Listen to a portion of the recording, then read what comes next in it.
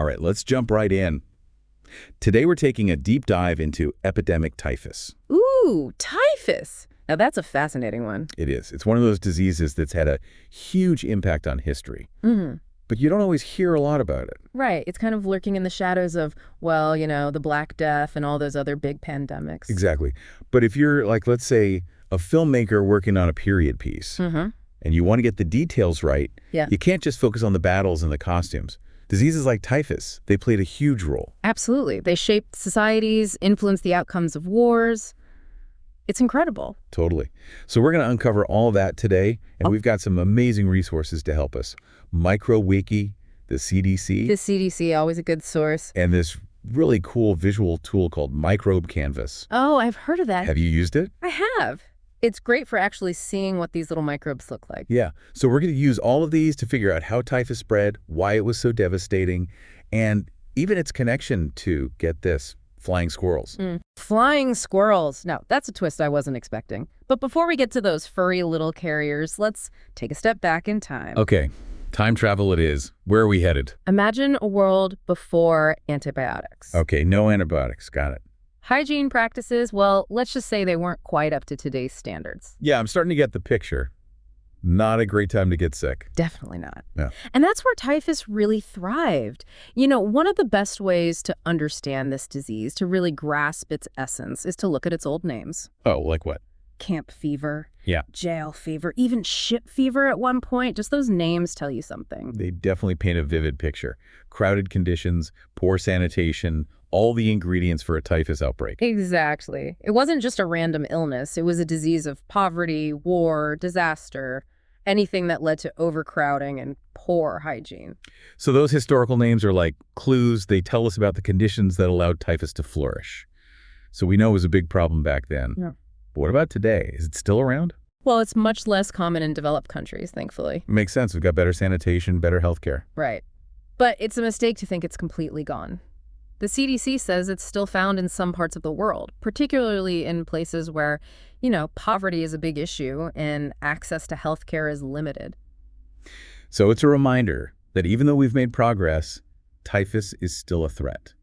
A global health concern, not just a history lesson. Exactly. And speaking of getting into the nitty-gritty, let's talk about the culprit behind all this. A bacterium called Rickettsia prowazekii. Rickettsia prowazekii. Rolls right off the tongue. But seriously, what does this thing look like? Well, thanks to Microbe Canvas, we can actually see it. It's a rod-shaped bacteria. Rod-shaped. Doesn't sound too scary. Uh-oh, don't let that fool you. This tiny little thing caused major outbreaks. And here's something important to keep in mind. There are actually different types of typhus. Really? I didn't know that. Yeah. We're focusing on epidemic typhus, the one spread by body lice. But there's also endemic typhus, which is spread by fleas and usually not as severe. Okay, so we've got epidemic typhus, body lice. Things are about to get a little icky, aren't they? Well, how about we just say it involves a bit of unwanted close contact? Right, I'm bracing myself. How exactly does this spread? Okay, so picture this. An infected louse bites someone. And in its feces, which unfortunately get left behind, are these bacteria. Ooh. I know, right?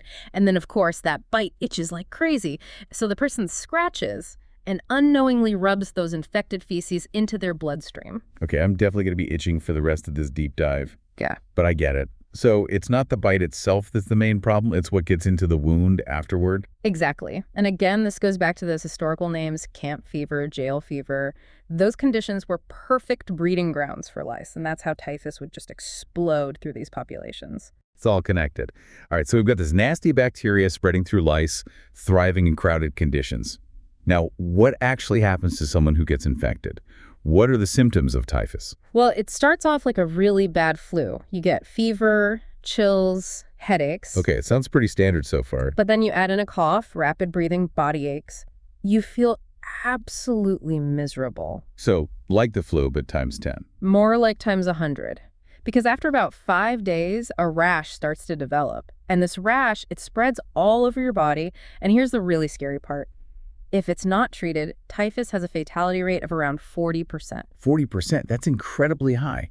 You really didn't want to get typhus back in the day. You really didn't. And even if you survived, there was this chance of developing a recurring form. It's called Brill-Zinsser disease. Brill-Zinsser sounds almost pleasant. Oh, trust me, it's not. It's a milder form, but it can still cause complications. Yeah. And it often pops up when someone's immune system is weak, maybe from malnutrition or another illness.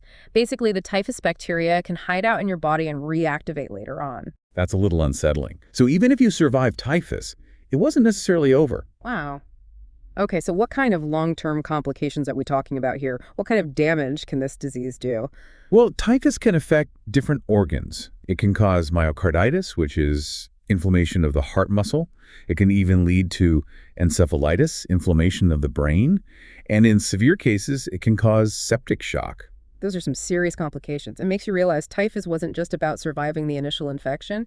It could leave you with lasting health issues. Absolutely. And that's why early diagnosis and treatment were so important. So we've covered the transmission, the symptoms, the complications.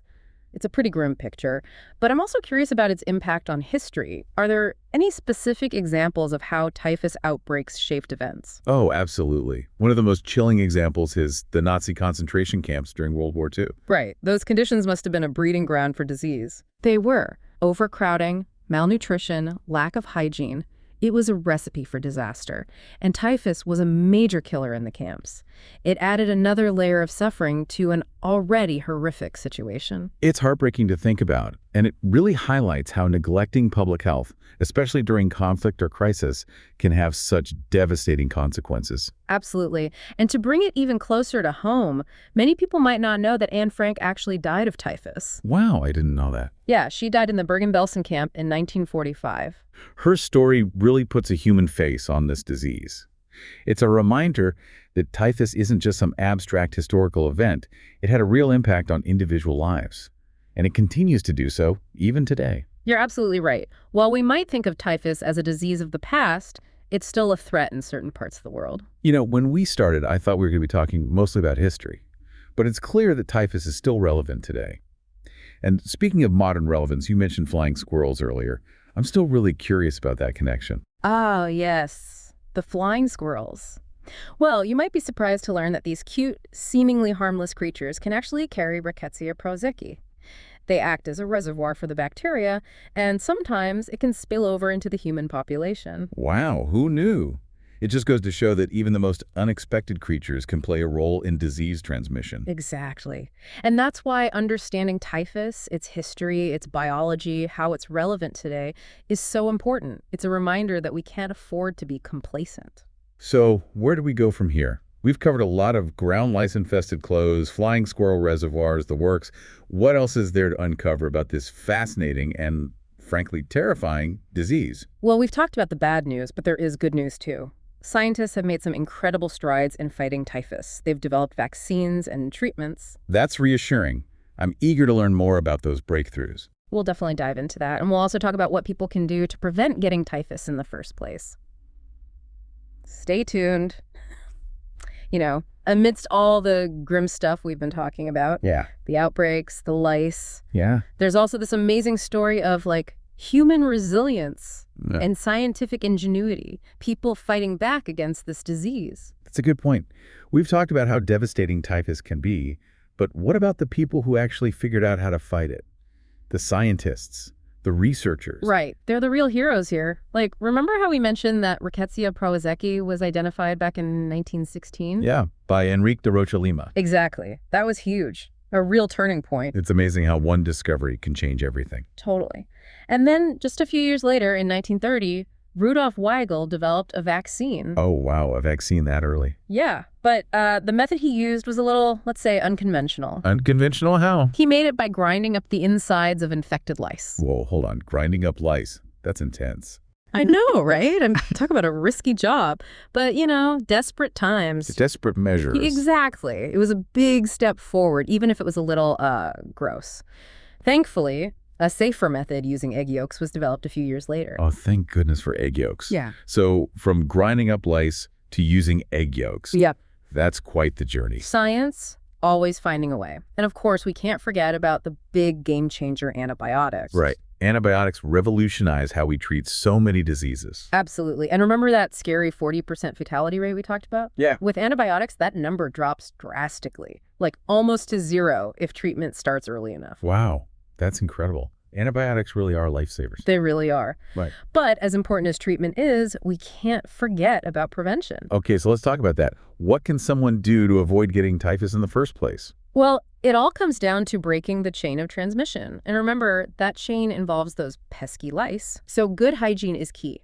Washing clothes regularly, especially in hot water. And if you think there might be lice, you got to treat your bedding with insecticides. So basic hygiene can make a huge difference. Huge. And there are other things you can do too, like dusting clothes with insecticides, things like DDT or permethrin.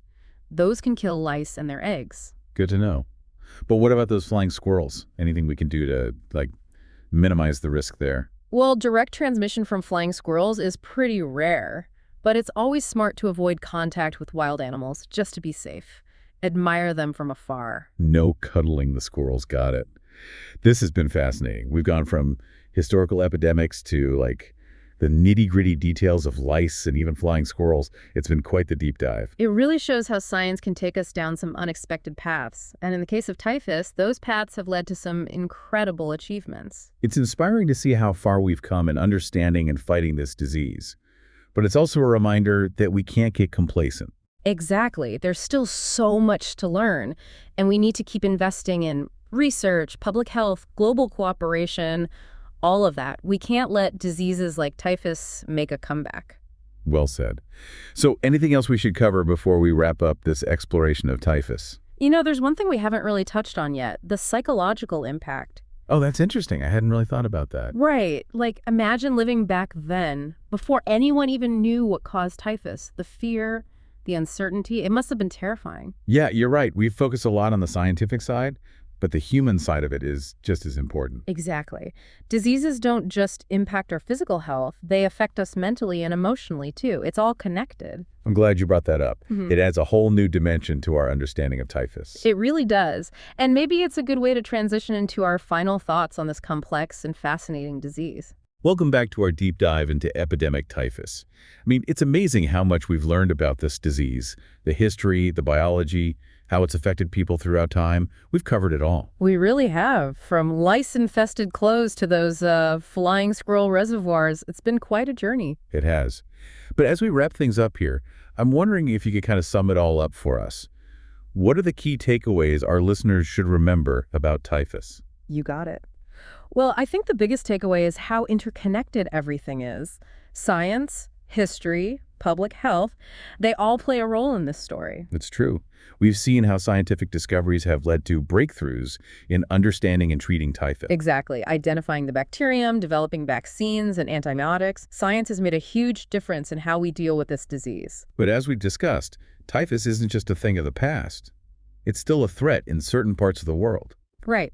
And that brings us to another key takeaway, that history has lessons for us today. The typhus outbreaks of the past, especially during wars and times of upheaval, they show us how important public health measures are.